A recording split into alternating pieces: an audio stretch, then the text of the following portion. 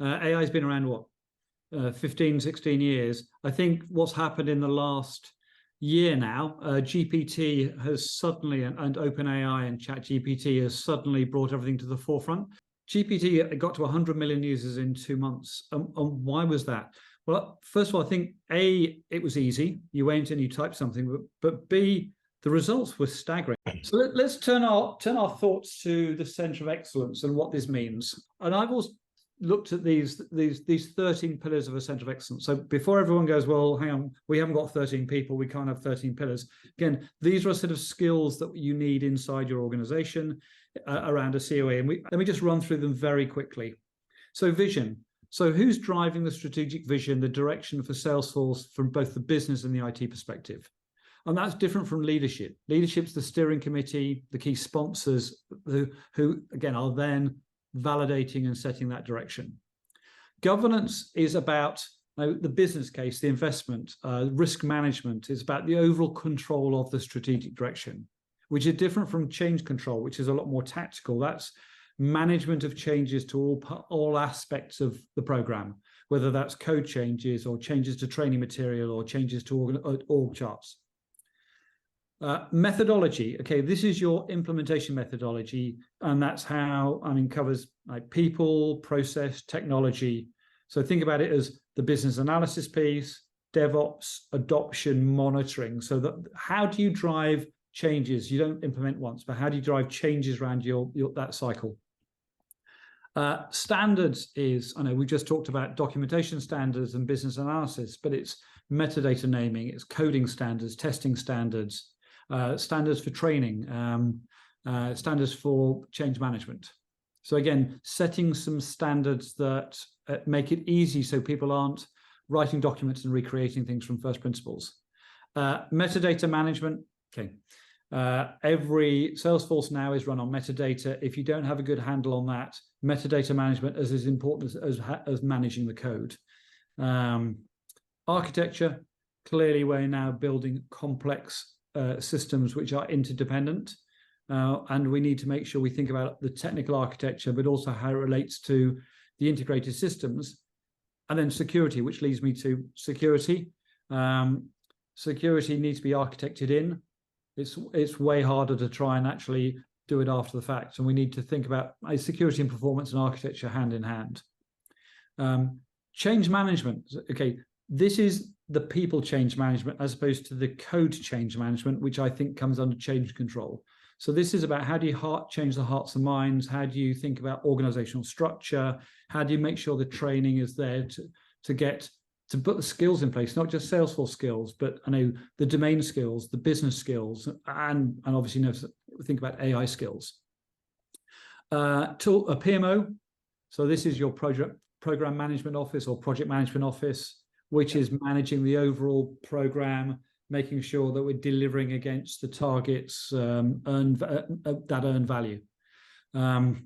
Tooling. Okay, what are the platforms, the tools that we use? Not everything that you need comes in the box when you buy Salesforce. You need business analysis tools, data quality, DevOps, backup, restore. So there's a set of tooling that you need to run Salesforce, and they either need to be built or you need to be buying them from third parties. And the last one on the list is innovation. So how do you foster innovation and spot it that's in certain areas of your organization and org, and how do you then build that up, operationalize it, and then reapply it across other orgs if you've got a multiple org implementation, or just make sure that you're getting the collaboration to get that innovation and make it operational. That's a huge list I've gone through, and many of you are going, hang on, fine, we're a relatively small org, this feels like overkill. So what we've done is we've put together what we think are the most important items if you're small. And by small, it doesn't necessarily mean not very many users. You could be a small wealth management operation, a VC, a private equity firm, not very many users. But actually, the complexity means you essentially fall into the large bucket. So it's sort of small, low complex versus large, high complex. And we've looked at this and tried to go, okay, which things do you have to have in place if you're if you're at the lower level of complexity? So some leadership, metadata management, architecture, security, and so on. Obviously, when you get to the top end and you would expect to have all of those aspects in place. Which ones I think are impacted by AI directly? And the reason I want to do this is some of those things where if you're small, maybe that's suddenly because of AI, they're now fitting into the mandatory box.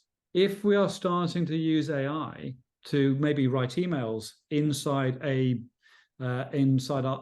page layout for sales, maybe suddenly that governance has become way more important than actually just the whole idea of actually we're not doing anything very complicated because we've only got 5, 10 users or 50 users or 100 users. Fine, we've got some email templates. But suddenly with AI, change control, governance, the methodology about how we're going to control those prompts, metadata management, all of those things have suddenly become way more important because it's forcing us to put in those disciplines in place. But secondly, we've added a whole set of extra risks into our org because we've got prompts hitting a large language model, which is outside our control. If you let it get out of control, it can kill a reputation so quickly. So I think one of the things on the bottom there, innovation is typically, only when we're a large organization can we think about innovation. I think that innovation piece is really important. I mean, we're not a huge organization in Elements.Cloud, but we had an all-hands call yesterday, Thursday, and the topic was AI. And what we wanted to do was not tell our employees how AI works or educate them, but instead it was an open forum and said, okay, let's go around each of the different business units and talk about how you're using AI and what's working, what's not working. So we actually used it as a collaborative forum. And I think the role of a COE in terms of AI, first of all, is acting as that innovation hub. How do you get different teams to collaborate? Because even if you say our organization is not using AI, you know that individuals are. You know that people are playing in the margins. If they're not thinking about it, they're about to think about it. There are people outside looking, using, testing, playing.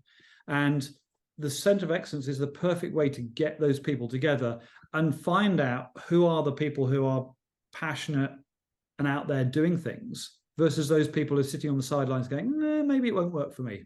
So I think in amongst all the hype, we need to try and find what the sweet spots are, because AI won't solve every problem for every person. And I think the way I'm seeing it is we need to find the intersection between, is there a really strong return on investment? Can I get a 50x, a 20x improvement? So with us, we're seeing 100x improvement building those user stories. But the second one is, can it actually be implemented? If you've got to have gigabytes of data that's all perfect, then that's probably not achievable. Again, back to our story, if you can write a process map, boxes and lines in the UPN standard, you can immediately get that benefit. So can we find a sweet spot where it can be easily adopted? And then I think the other piece is, and we touched on it slightly earlier, which is, are the results consistent enough to be usable? There's no point going, 60% of the time it gets the right answer. If you have to check every single line of everything, then probably not worth using. And a sweet spot there is code. It's very good because it's hoovered up lots of code. It's quite good at writing code. It's actually quite good at looking at legal documents because it's got lots of legal documents that it's read, and therefore it's quite good at interpreting them. So there are certain places you can look to where it's very good. I mean, writing lyrics for songs because there's no right answer for a song. Again, not relevant to us, but there are certain places where there is that sweet spot, and that's where I think OpenAI and ChatGPT has taken off. But as COE leaders, we need to start thinking about our innovation hub. How do we start to find those sweet spots?